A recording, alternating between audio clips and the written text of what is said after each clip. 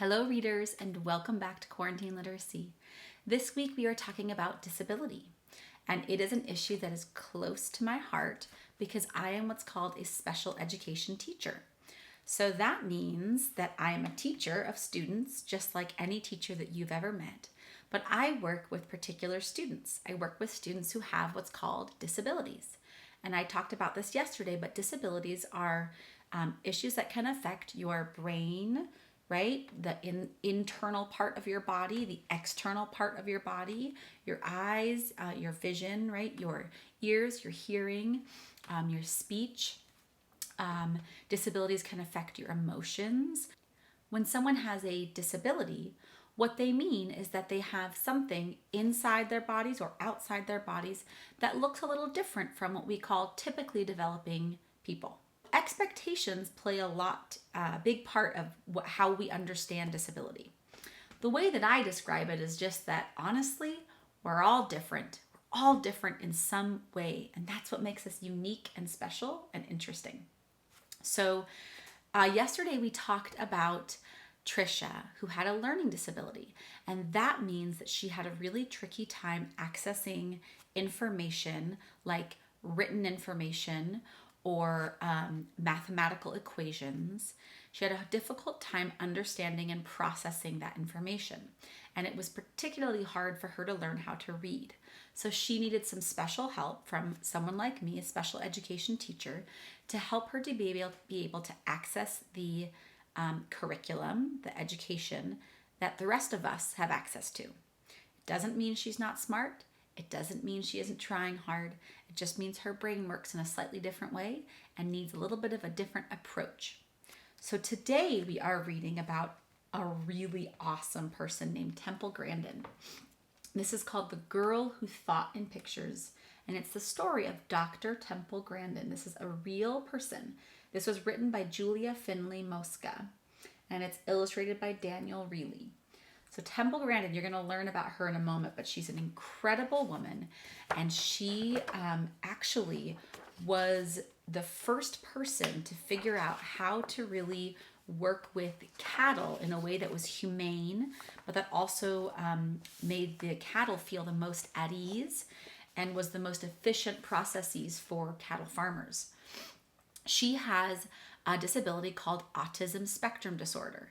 Now, when she was younger, they didn't know quite what to call her disability. And so people just thought she was weird and odd and off.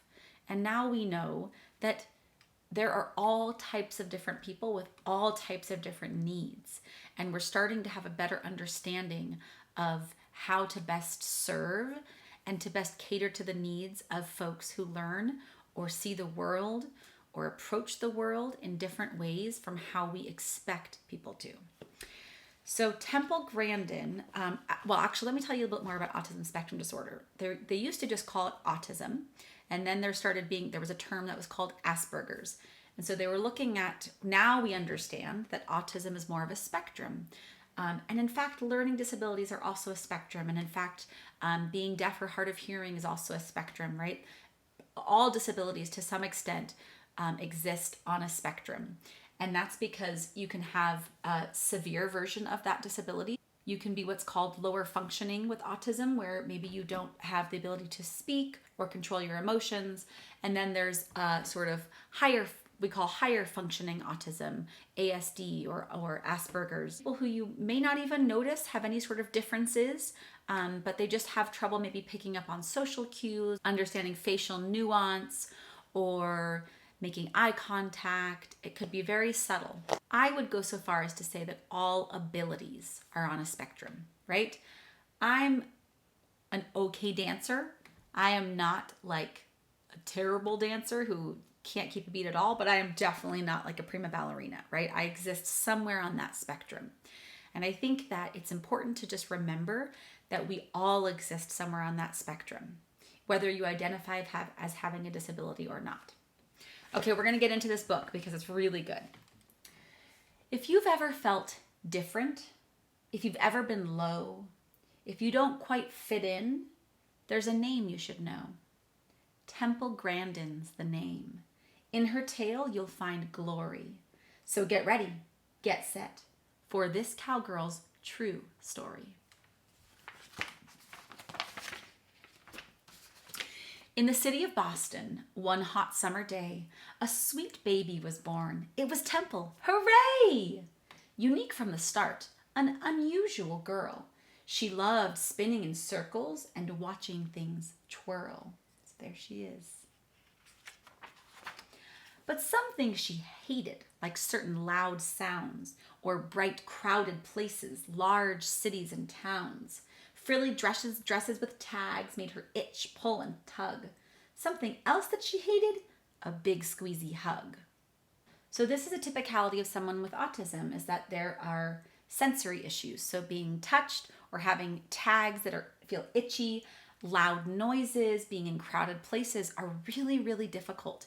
And you may say to yourself, well, I don't like crowded places or tags either. But this is different, right? This is a tag that feels maybe to you like it's a little uncomfortable, and to them it might feel like a knife jabbing against them. And loud noises may not be so fun for you, but to them it feels dangerous. So it's important to remember that when you're thinking about folks with disabilities, it may not be something that you can see with your eyes, the disability. And it's really important to just remember that you need to be cautious and cognizant of everyone's needs. Maybe it's that they don't want you to be very close to them. Maybe it's that they need you to keep a quieter voice. A shy loner, this Temple, but when she got mad, when her feelings of stress and frustration got bad, quite a tantrum she'd throw. Kick, holler, bang, shriek. Yet still by age 3, not one word did she speak. So this is also typical of someone with ASD or autism spectrum disorder, that they tend to not speak until a bit later in life. So sometimes 3, sometimes 4, sometimes not at all. And these tantrums that they're referring to are also typical of someone with ASD, because what happens is your brain and your body feel so overloaded and so frustrated that you just have to sort of let it out and get it out. And that's really normal. That's okay.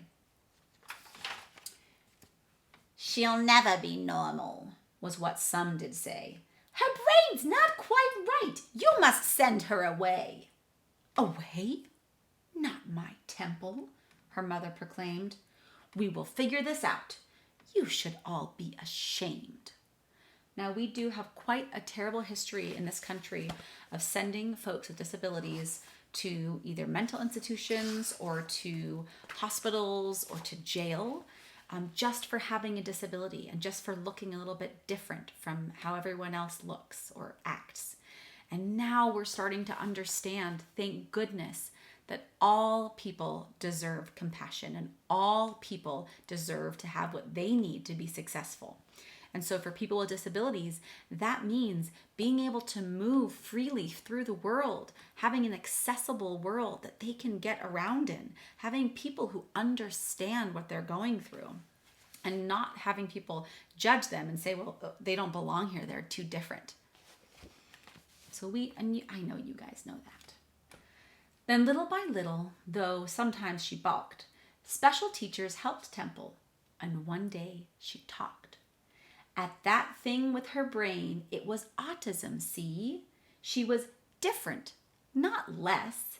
They all finally agreed. Now, Temple is a bit older, and at that point, it definitely took a lot longer for folks to diagnose autism. So it's possible and probable, it sounds like, that she had a long period of time where they didn't know what was going on with her. They just thought she was less, not that she had an actual disability. And now we're starting to recognize and to assess and to diagnose kids much earlier so that we can get them the help and the intervention that they need. Like most kids her age, she loved ice cream and art, but the way Temple thought, that's what set her apart. If something was mentioned, for instance, a fly, in her mind she'd see dozens of photos buzz by.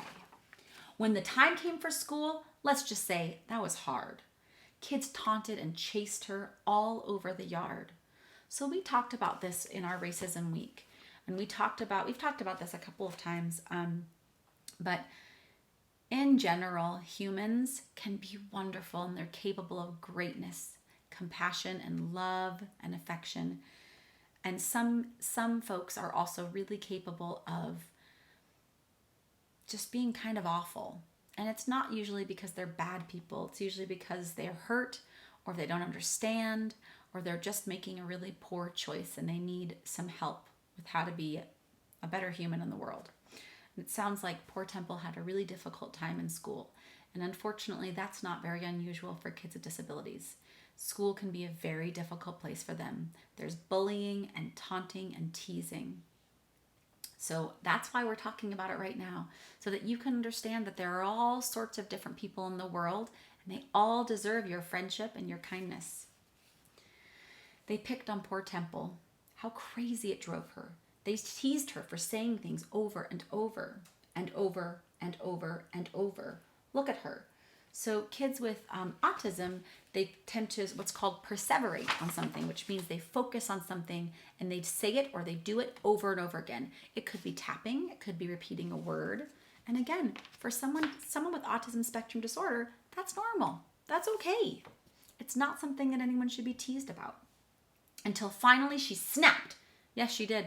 Lost her cool. Threw a book at a kid and was kicked out of school. Sounds to me like she was just defending herself. No one really got Temple. But well, then again, the truth of it was Temple didn't get them. And you remember we talked about that with autism. It's very difficult for kids with autism to pick up on social cues, to understand what is expected of them, both because they don't read facial cues like a smile or a frown, and also because there isn't an innate or sort of like pre-existing understanding of what the appropriate way to behave in certain social situations are. And so those things need to be taught. They can be taught. That's why people like me are out there teaching kids with special needs. You need time away, said her mom. That's what's best.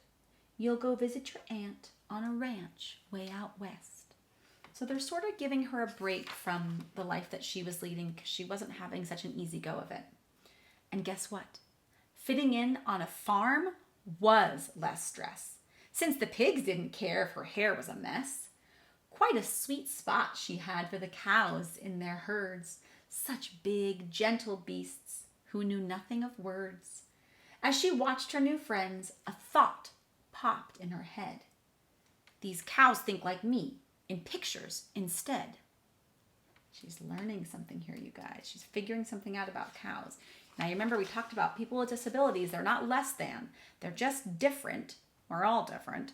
And so there are strengths that they have and there are weaknesses that they have. Just like I have strengths and weaknesses, just like you have strengths and weaknesses. So being in school and having to learn in that environment, that wasn't a great strength of Temple's. But being out on a ranch and understanding animals, this she's figuring out is a huge strength of hers. At a new school that fall, Temple found more support and a teacher who taught her, you'll never fall short. When you find what you're good at, like science, you'll soar. And that teacher was right. He had opened a door.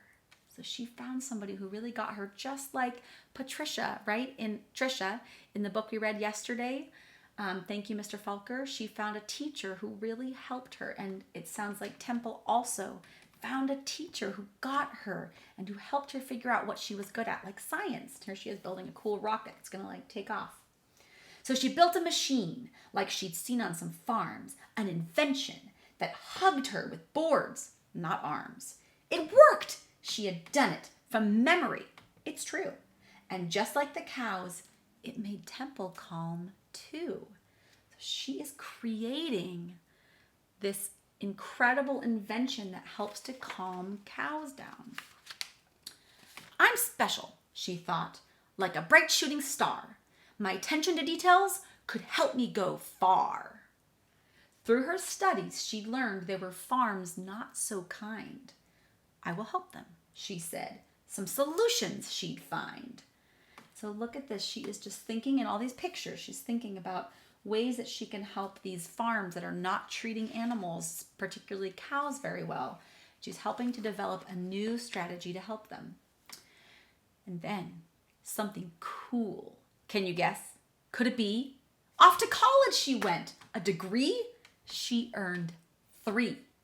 So you remember how she wasn't so good at school at first? Well, once she found out what was going on with her, and once teachers began to understand how to help her, and once she started advocating for herself, she was like, I can do anything. 3 degrees, you guys. That's serious. And though ladies weren't experts on farms at that time, do you think that stopped Temple? No way. She did fine. So sexism is another thing that we will spend some time talking about in quarantine literacy. But at the time, there were not very many women or female scientists represented in the farm world, probably in colleges at all. And she's like, I'm not letting that stop me. I got this. She stepped through that door and went forward. No tears. She took on the world, but at times she had fears because some things were scary, like people she'd meet who would ignore her ideas and, well, wouldn't be sweet. She persevered even through people who were not so kind. But she never gave up, learned her stuff through and through, like why cattle will circle and what makes them moo. To build better farms was her goal. She would do it. Be kind to our creatures. They have feelings. She knew it. So she was particularly compassionate and understanding of animals and the fact that they have feelings too. And slowly but surely, she changed many minds until farm after farm built her awesome designs. You guys, she's actually changing the world here. Look at this. She's building these cool things for farmers who didn't understand how to keep cattle happy and how to be kind to them and how to keep them safe and calm. Word spread about Temple. Her feet's not so small. Temple Grandin, she's grand. She's the grandest of all. Now, for these things and more, she's won honors and prizes, and a movie was made. But the biggest surprise is that girl with the future that couldn't be bleaker.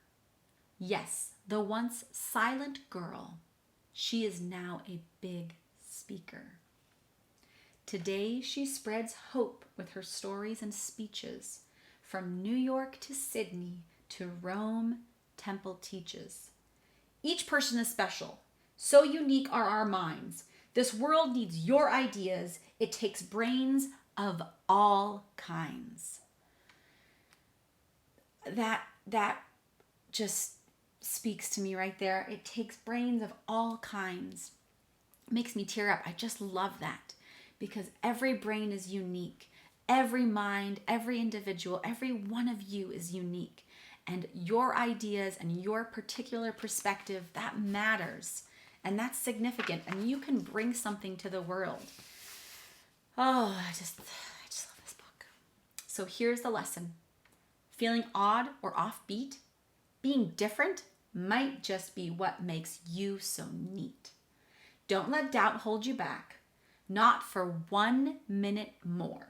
Stand tall and like Temple, march right through that door. You can do it. I believe in you.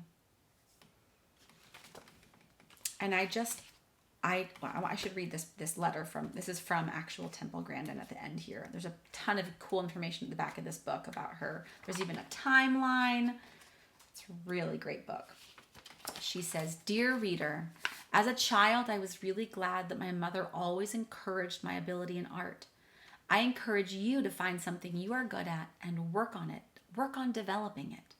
If you're interested in becoming a scientist like me, find cool ways to look at things such as microscopes and telescopes. Explore nature. Think up your own hands-on science experiments. Keep learning, especially from mistakes. Temple Grandin. And there's a picture of her with her cattle. So remember, different is fabulous. We need all sorts of different minds and different bodies and different perspectives because that's what makes the world this brilliant, beautiful place. That's what helps us move forward. We can't get anywhere or do anything or move forward scientifically, artistically, or anyway without a variety of experiences and a variety of voices. So, what a wonderful book. What a wonderful day this was with you. I look forward to seeing you tomorrow. Bye.